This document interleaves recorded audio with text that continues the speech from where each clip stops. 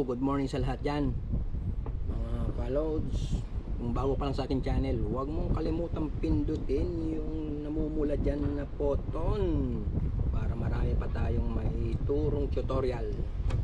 Today's video, magte-test tayo nitong non-addressable na smoke detector.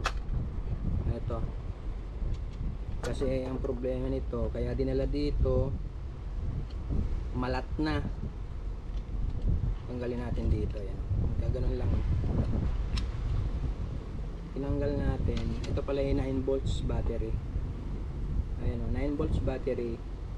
Yung kanyang power supply. So ito yung test button nya. Ayan o.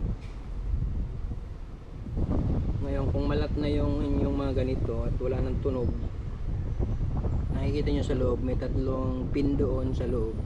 May mga pin yan doon sa loob eh, no? Nakatutok doon sa plat na ito. Sa plat na parang yero. Ayun o. Ano nyo lang, linisin nyo lang yun kahit na anong screw maliit para mag-connect uli sila. So yun ganun ginawa natin para bumalik yung kanyang tunog. Test naman natin dito sa battery.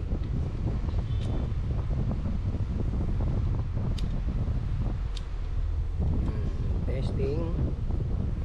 Next, pilitin natin yung button. Ito yung button. Ito yung test button nya.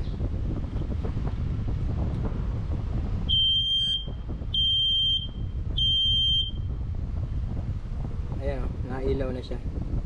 At saka malakas na yung tunog nya. Hindi na malat. Ngayon, ang gagawin naman natin dito, tetestingin natin sa usok dito.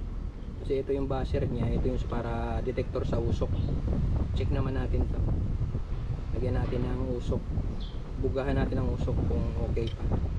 So, stay tuned.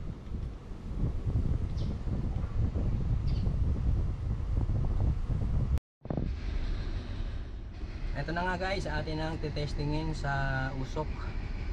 Siyempre, pag magte-testing tayo, kailangan natin ng battery, and then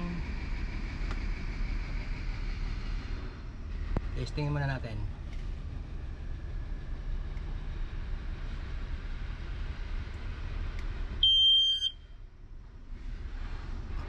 Yun na, ilaw na.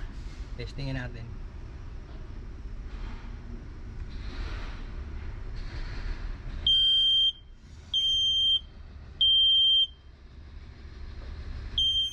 Yun. Bigyan natin ng usok. Okay pa siya.